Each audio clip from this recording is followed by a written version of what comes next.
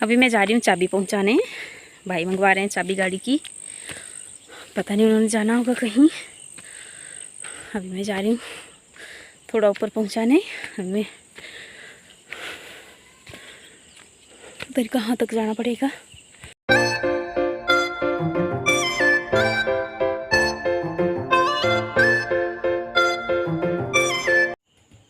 अभी मैं बना रही हूँ परोड़ की सब्ज़ी आज। ये देखिए मेरी मम्मी ने भेजा है मेरे मायके से ये वाली सब्ज़ी परोड़।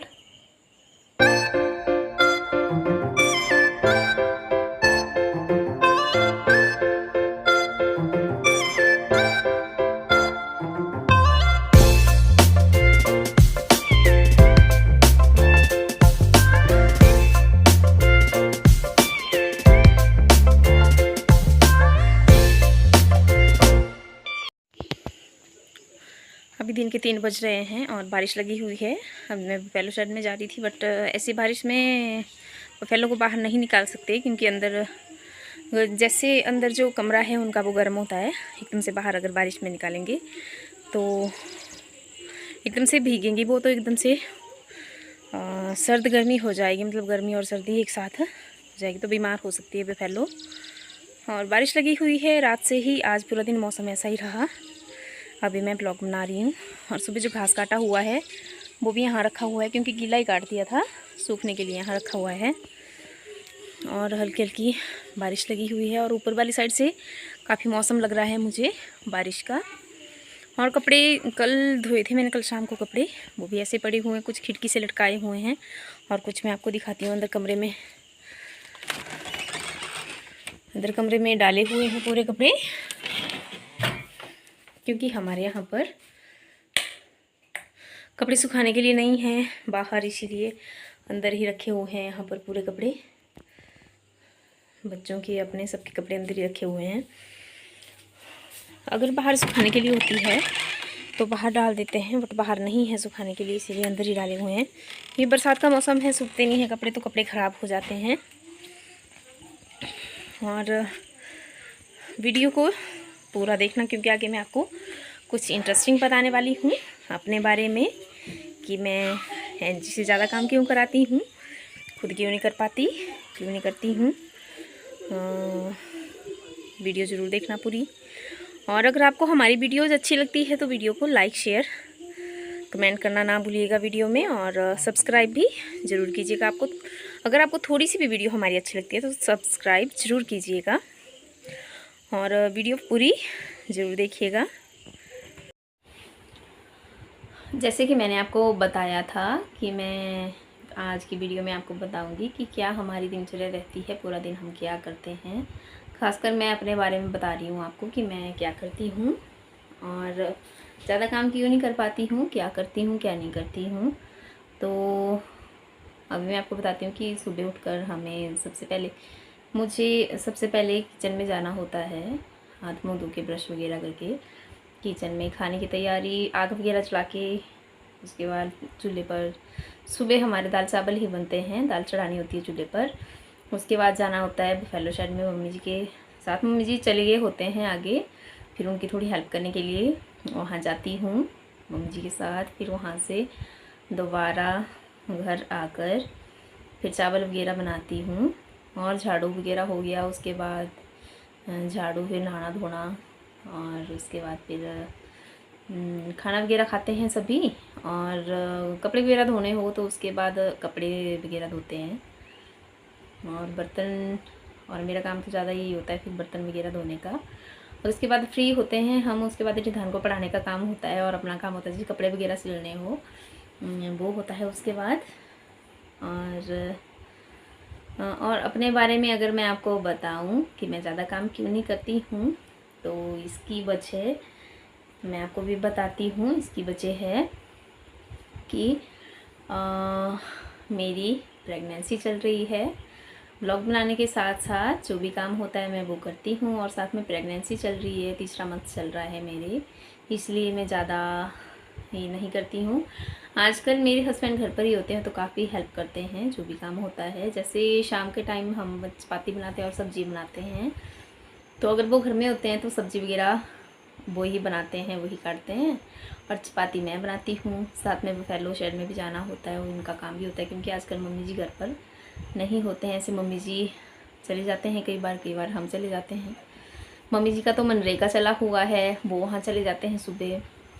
फिर पूरा काम जो भी होता है अंदर का वो मुझे ही संभालना होता है। बस ये बचे है कि मैं ज़्यादा काम नहीं कर पाती हूँ। कोई बोलता है भाई अभी प्रेगनेंसी चल रही है, 3 महीने तक तो अपना ध्यान रखना पड़ता है, ज़्यादा ऐसे वज़न नहीं उठाना होता है, पैर के सहारे नहीं बैठना होता है, ये सब कुछ सारी बातें ध्यान में रखनी पड़ती है काम के साथ साथ। और मेरे हस्बैंड काफ़ी हेल्पफुल है। अभी इनका काम भी नहीं चल रहा है, अगले महीने से भी चले जाएंगे काम पे। और जेठानी जी भी घर पर नहीं है, अगर वो घर पर होते हैं तो हम दोनों कर लेते हैं साथ में काम। और प्रेगनेंसी में आप लोगों को पता ही होगा कि तबीयत, खासकर तबीयत की बात करें तो तबीयत ठीक नहीं रहती। कभी वॉमिटिंग आती है, कभी चक्कर आ जाता है, कुछ ना कुछ चला ही रहता है, तबीयत कभी भी सेट नहीं रहती। और उसके बाद कोरोना वैक्सीन लगवाई थी मैंने, उसके बाद मेरी तबीयत काफ़ी ज़्यादा ख़राब हो गई है। वॉमिटिंग भी डेली ही हो जाती है, और कभी सुबह हो जाती है, कभी दिन को।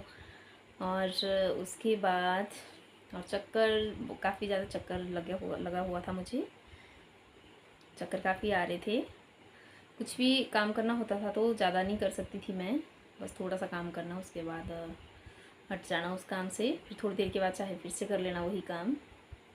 तबीयत का काफ़ी इश्यू था इतने दिनों से। अब तो चलो थोड़ी तबीयत ठीक भी है, पर फिर भी कुछ ना कुछ चला ही रहता है। और अगर नींद पूरी नहीं होती है इसमें प्रेगनेंसी में तो तबीयत सबसे ज़्यादा ख़राब रहती है, इसलिए अच्छी नींद भी लेनी होती है।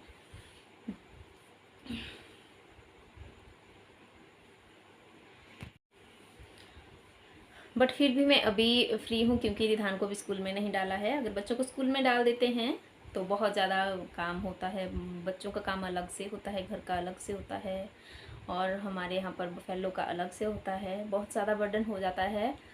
बट अभी इसको स्कूल में नहीं डाला, इसको मैं ऐसे ही पढ़ाती हूँ, जो भी थोड़ा बहुत इसको बता देती हूँ, ज़्यादा प्रेशर इसके ऊपर नहीं डालती हूँ क्योंकि अभी 3 साल 2 महीने का हुआ होगा, ज़्यादा बड़ा नहीं है, छोटा ही है अभी। और ऐसा ही है, अभी इसको स्कूल में नहीं डाला है। आप लोगों ने दीदी का ब्लॉग देखा ही होगा, वो तो पूरा दिन बिजी ही रहते हैं क्योंकि शिवा को भी स्कूल में डाल दिया है। शिवा है रिधान से 1 साल बड़ा, हाँ पूरा 1 साल बड़ा है वो, 1 साल 15-16 दिन बड़ा होगा वो रिधान से। हाँ इतना ही डिफरेंस है इन दोनों का। और शुभी तो बड़ी है। अब शिवा को भी स्कूल में डाल दिया है, शुभी भी स्कूल जाती है। शुभी तो चलो अपना काम कर भी लेती है खुद, बट उसके ऊपर भी पूरी नज़र रखनी पड़ती है क्योंकि अगर उसके ऊपर नज़र नहीं रखते हैं तो वो अपना आधा अधूरा काम करती है। ऐसा ही होता है, बच्चे ऐसे ही होते हैं। वैसे भी बच्चों का ध्यान ज़्यादातर खेलने की तरफ होता है कि कब जैसे मैं यहाँ से निकलूँ। बट फिर भी शुभी अच्छी है, पढ़ाई में बहुत तेज़ है, बहुत चुस्त है, अपना काम खुद कर सकती है, जितना उसको है भी नहीं, अपना काम खुद कर सकती है। और ज़्यादा टेंशन तो दीदी को शिवा की है। और अभी रिधान को भी स्कूल में नहीं डाला है, अगर इसको स्कूल में डाल देंगे तो काफ़ी प्रेशर आ जाता है, खासकर मम्मा के ऊपर। पापा तो अपने काम में बिजी रहते हैं, मम्मा के ऊपर बहुत ज़्यादा प्रेशर आ जाता है। बस यही है, यही कारण है कि मैं काम क्यों नहीं कर पाती हूँ ज़्यादा। प्रेगनेंसी चल रही है, 3रा महीना चल रहा है, और तबीयत भी ठीक नहीं रहती।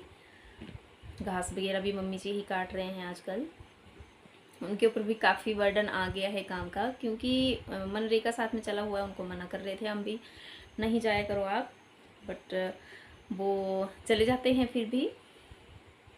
और चले जाते हैं, शाम को आते हैं, फिर घास सुबह काटा होता है, थोड़ा सा शाम को भी काटना होता है। बहुत मुश्किल होता है अगर मैं अपनी बात करूं कि मैं ऐसे काम करने के लिए जाऊं और घर में आके फिर से घास काटूं, तो हमारे बस से तो बाहर है। खासकर मेरे बस का काम नहीं है, मैं इतना ज़्यादा ये नहीं कर सकती हूँ। बट क्या बोल सकते हैं, जब करना होता है कोई काम तो उसको करना ही पड़ता है, कर वो हो चाहे ना हो, कर पाए हम चाहे ना कर पाए।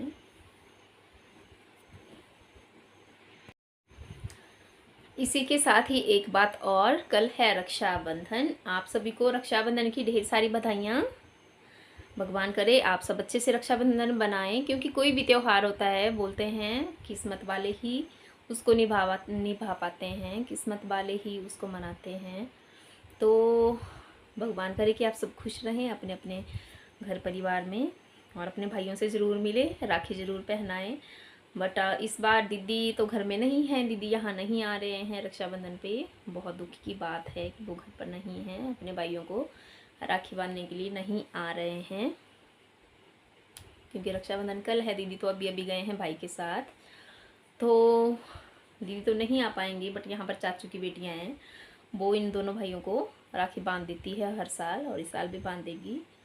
और उसके बाद मैं जाऊंगी अपने मायके, मेरी जेठानी जी आएंगे घर, और वो राखी बांध के घर आएंगे। फिर रिधान की बहनें उसको राखी बांधेंगी। उसके बाद मैं अपने भाई को राखी बांधने के लिए अपने मायके जाऊंगी।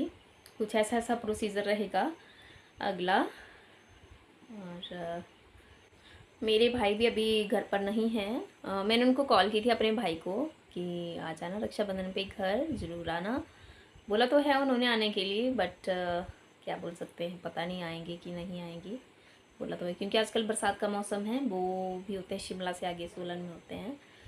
फिर काफ़ी मुश्किल हो जाता है अप डाउन करना इस मौसम में। कभी रोड ख़राब हो जाता है, कभी कुछ हो जाता है, कभी कुछ हो जाता है। तो आप सभी को एक बार फिर से हैप्पी रक्षाबंधन। अच्छे से बनाइए अपने भाइयों के साथ, अपने परिवार के साथ रक्षाबंधन, प्यार प्रेम से रहिए। मिलते हैं अपने नेक्स्ट ब्लॉग में।